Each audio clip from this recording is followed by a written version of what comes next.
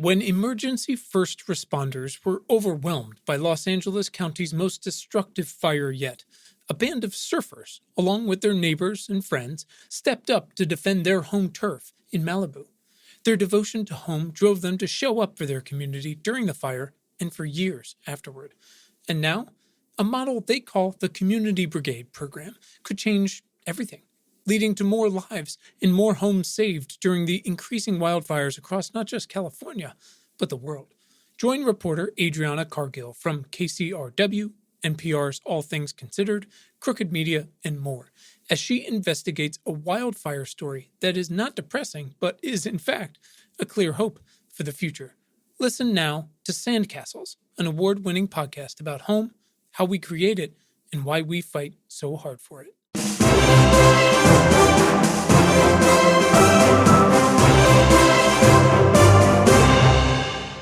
Good morning, everyone. Hope you are safe and sound out there, and whatever day today is. Time is obviously a flat circle, but we're going to just keep on pressing on. Today is another one of our Do Better, Better essays. Again, reminder, these are crafted to help you think more clearly about the future today.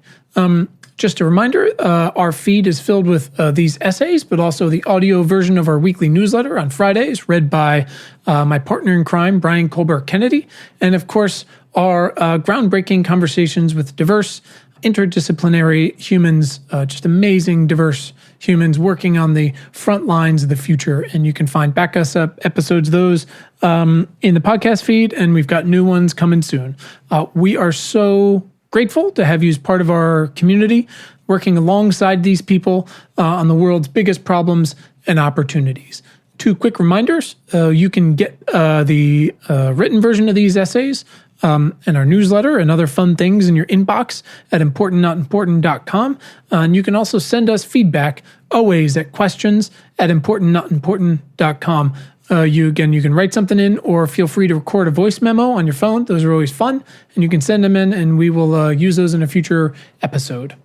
Okay, let's get to it. Do Better, Better, number 6. How to Spend the Next 10 Years. Originally published September 7th, 2020. One of the most important rules you can adopt to become more productive is to say no to new obligations as often as possible. To be clear, this is one I'm still very much working on. Yes should be exclusively reserved for situations that prompt you to respond with, hell yes. Hell yes should be your threshold always. Because our time is finite. And our bandwidth is constantly in need of replenishment. Now that's all great. But what the hell comes after hell yes? In other words, what are you really committing to?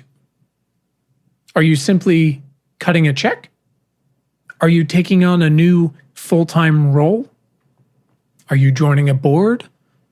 Becoming an advisor or a mentor? Going back to school, running for office, raising a family? There's a multitude of standard, actionable questions you should be asking before making that commitment. Even if your initial gut reaction is, hell yes. And we'll get to those one at a time in subsequent posts. But today, let's assume you're not just cutting a check, and focus on one of the most important parameters, the length of your commitment. Let's also assume that commitment means you're in this for the long term. Imagine you're signing up for a 10-year commitment. 10 years. If you're a child, one summer feels like an eternity. If you're an adult, 10 years goes by in the blink of an eye. Unless, again, it's a pandemic and time means nothing anymore. There's just yesterday and today and tomorrow. Anyways, this difference is how we perceive time is partly because of how your brain probably processes time through stimuli. And because as you age, any given chunk of time is going to become an increasingly small fraction of your lifetime. So when you were 10, that summer is 1/40th of your entire life. When you're 40, a summer is 1/60th. It's tiny. But it's also just because you're so increasingly busy. For all of the reversion from multitasking is great back to deep focus is everything, you have probably still got 3 hours worth of tasks that need to be done over the next 60 minutes. Working on and maybe even completing one deep task is great, but that doesn't mean the other stuff magically gets done on its own. I mean, believe me, I understand. I have like 12 jobs. So, before you take on a substantial, hell yes, new commitment, you have to ask this baseline question. Am I game to spend 10 years, a significant chunk of our lives, even for us old folks, on this? If you're 20 now, will this still be interesting to you when you're 30?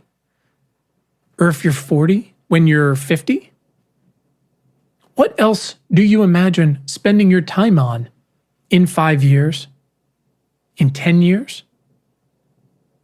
And most importantly, because our time is so in demand and finite, what are you saying no to because you're saying yes to this? Time is a zero-sum game, as I am constantly reminded every time my 5-year-old takes 11 hours to climb out of his car seat. There are probably a number of potential obligations and opportunities where that applies, and that you're already aware of over the next few months and the next year or so. Other jobs, other volunteer efforts, other investments. But it's important to look down the road, too, over those 10 years. What will the world look like in 5 years or 10 years? What do you want it to look like? Does this opportunity affect the world you want to live in? Does the commitment require you moving to and or living in one geographical location? Believe it or not, all of you like me that are attached to Zoom, there's still millions of jobs that require you to physically show up to work. Do you have kids? Do you want to have kids? Where do you want them to grow up? How do you want them to grow up? What sacrifices will be required because of your commitment over the span of those 10 years? Will they increase over time or decrease? If time is our sacrifice in exchange for wages, how will your wages increase over those 10 years? And what would you like to do with those wages? Is that increase commensurate with the cumulative time you'll have committed? How much of those wages, if any, are guaranteed? And how much more is available for increased performance? Now, none of this is to dissuade you from taking on said 10-year opportunity, but to simply interrogate it from every angle, as objectively as you can. To take it down to first principles, to question your own assumptions, and to bring new ones to the table. To do the math on your trade-offs, because there are always trade-offs. To set expectations for you, for your aspirations, for your partner, for your children. Because, and again, I come back to the question, how will you measure your life? Because if you're reading this, you're probably over the age of 18 or so, And that means you'll get maybe 6 total of these 10-year chunks to work with until, end of story, lights out. You're making a hell yes decision to fulfill 1/6 of your story. How will it go? All right, folks. Last thing before I let you get out of here, please, if you're listening on Apple Podcasts, a rating and a review will go a long way to supporting our community here. Same thing for Overcast. So you can recommend us. Just tap that star button. It takes just a few seconds. You can do it right on your phone there. We would love if you officially joined our community and subscribed to these episodes today, to our newsletter and our conversations. Again, you can do that anywhere you guys listen to podcasts. And always a reminder, you'll find plenty more awesome tools and content to fight for a better future for everyone at our website and also in our newsletter at importantnotimportant.com. Thanks, everyone.